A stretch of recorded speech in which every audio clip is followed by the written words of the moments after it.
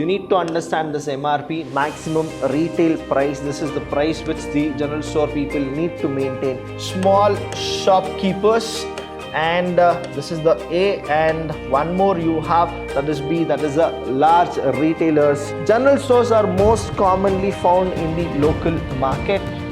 There should be something called a specialty. There should be something where the customers feel that they should come and they should buy. Nowadays, I'll tell you, second-hand bookstore retailers have reduced. The reason is you have application like OLX.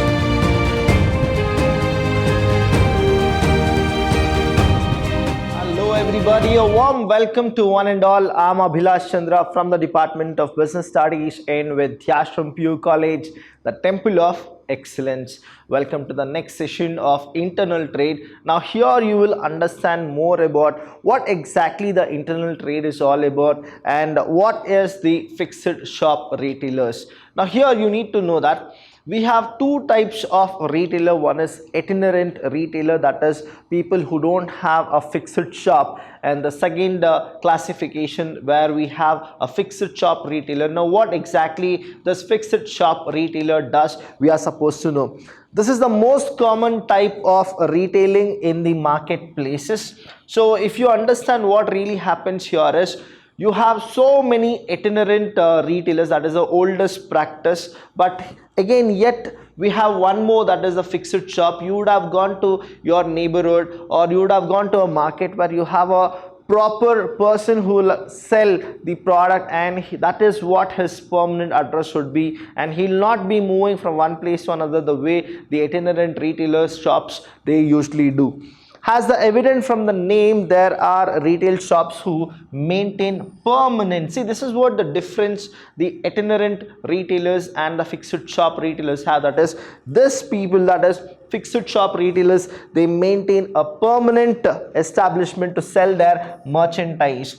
So you'll have more confidence over these people than itinerant retailing business. The reason here is, after you buy any kind of a merchandise, you can go for return and you know where exactly that person is.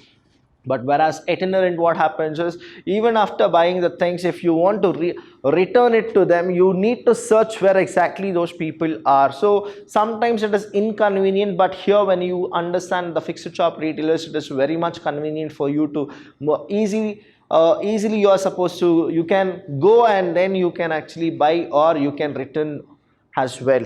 Types of fixed shop retailers, you need to understand there are two types. One is the small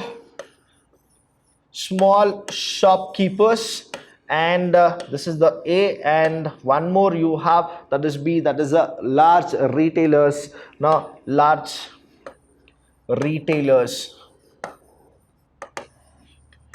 you have. Now when we go with small shopkeepers, now you need to know that next to your house, whoever the provision store is there, or stationery store is there, bangle store is there, who have a fixed shop, we call them as a small shopkeepers. And when you go with the large retailers, you have the malls, departmental stores, and the other examples I'll be giving you while I'm explaining you the sessions.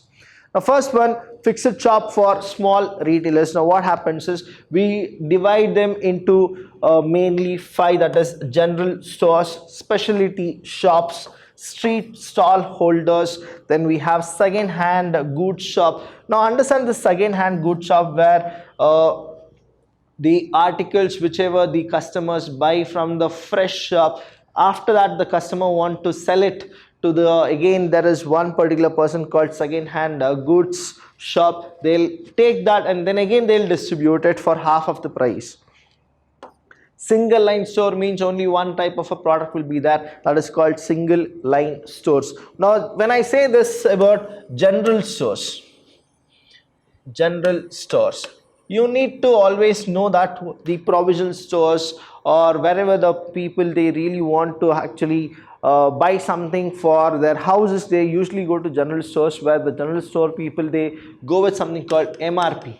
That is, you need to understand this MRP, maximum retail price. This is the price which the general store people need to maintain. They cannot exceed more than that. Now here what happens is, this general store people, they'll buy from the wholesaler, and I have explained you the services given by the wholesalers to the retailers as well as the retailers to the wholesalers.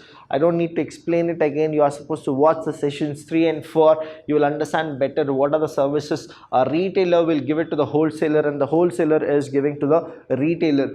Now here they'll buy in small quantity, they'll buy from in small quantity. Now they'll not buy only from one wholesaler, they're gonna buy from multiple wholesaler, because those small quantities, when they start buying it, they buy on the because of what exactly the customer needs, and the needs of the customer will only make sure that they'll buy only those products and then they'll sell it in the general stores.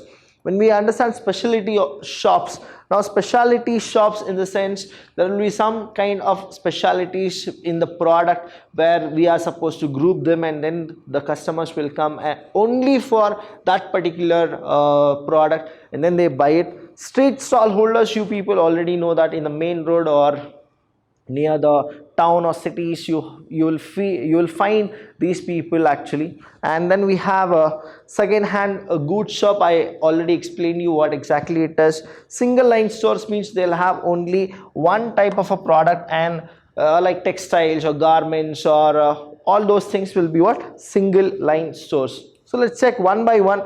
General stores. General stores are most commonly found in the local market and residential. Please understand, residential area, has the name indicate, these shops carry stock of the variety of product needed to satisfy, that is what I was just explaining it to you, satisfy the day-to-day needs of the consumers residing in nearby location. So here general store, usually what happens is they buy product from the wholesaler. And when they buy it, what happens is they buy from multiple wholesaler, and whatever the products they buy, they always check what is the residential customers or the people who comes to the local market. They really want to buy only the product which is in demand and which goes in the market. They buy those in a small quantity from the wholesaler and then they sell it to the general public.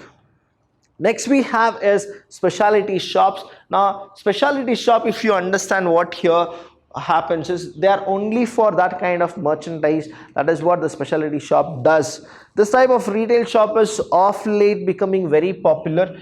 Right now you need to understand there are many people who will take franchisees, or they take royalty of those company, licensing will happen and then they'll run the show.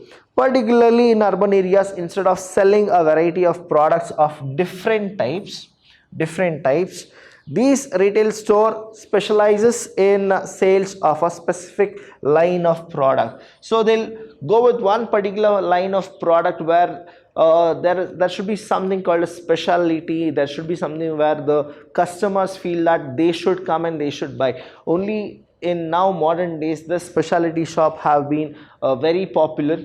Instead of the general stores where you have every product available, specialty shop in the sense only one kind of a product will be there, which will be like a crazy demand in the entire customers line. Next we have with us is street stall holders. Now I don't need to explain more about street stall holders because you people know what exactly it is. You would have seen it, you would have experienced it. The small vendors are commonly found at street crossings or other places where flow of traffic is heavy. They attract floating customers. Now if you understand this Mysore market or the places, I'll tell you, Manas market is a place where if you go to Sayajira Road, Arrest Road, all those places, you actually get this street stall holders. They attract floating customers and deal mainly in goods of cheap variety like housery product, toys, cigarettes, soft drinks, etc. Now all these are what they don't invest more on the product. They go with whichever they can afford for it. These people are not so rich, and they don't do the business in a very bulk quantity. They go with a small quantity. That's the reason you are supposed to understand. They deal mainly in goods of cheap variety. When I go with it, that is, they'll go with a less cost variety is what we can actually that is street stall holders. And next we have with us is second hand goods shops. These shops deals in second hand or used goods like books, clothes, automobiles, furniture and other household goods. Generally persons with modest means purchase goods from such shops. The goods are sold at lower prices. Say example, you have a purchase, say example, I'll give you an example here. Now there is a customer who have purchased a furniture for 36,000 rupees. Now after 3 years or 4 years, now this customer wants to sell the furniture to somebody. Now that somebody is a second hand goods shop. Now here second hand goods shop, the buying as well as selling will both take place. Now the second hand goods shop, he will actually buy this for say 10,000 rupees. Now he will buy it. Now what happens is after that again he will sell it. He'll do some polishing, he'll see whatever is broken, or he'll actually make a very good impact, and then he'll make sure that the goods or the furniture looks very beautiful so that the other person can actually buy. Now he'll again sell it for 16,000 rupees.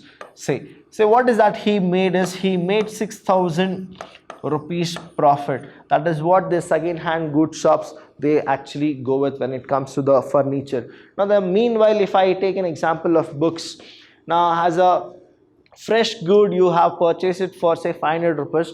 Now after your academic year is done and you want to sell it, now you will actually give it to anybody, you will just give it. Now what happens is these second hand books people, that is they'll actually go buy those books for say 50 rupees or 100 rupees, and then they sell it for half of the price. That is the MRP was 500 rupees, now they'll sell it for 250 rupees.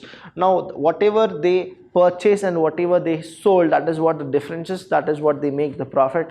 Nowadays I'll tell you second hand bookstore retailers have reduced. The reason is you have application like OLX. Now in OLX you people actually buy and sell the second hand things. That is what the impact had become when OLX started. The second hand goods shop, they actually decline in the retailer shops. Lastly we have is single line stores. Now what exactly it is? Single line stores are those shops which deals in single product line, such as ready-made garments. Now ready-made garments means it's only ready-made garments. Watches means only watches. Textiles. Shoes, in the sense shoes. So what exactly it is? That is whatever the product is, they only deal with only one kind of a product line. That is called as single line stores. And here what is the use here you need to understand is the customer will get an idea that what exactly the store is all about, and they'll be specialized in only one segment, so you can trust them more than the general store retailers.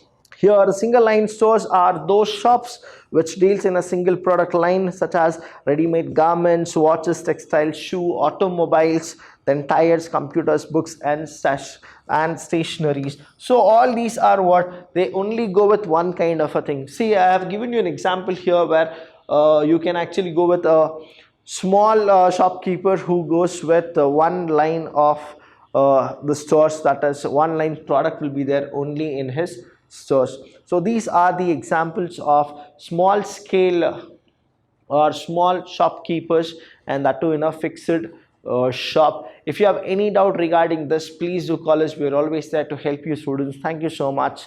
I'll see you when I see you.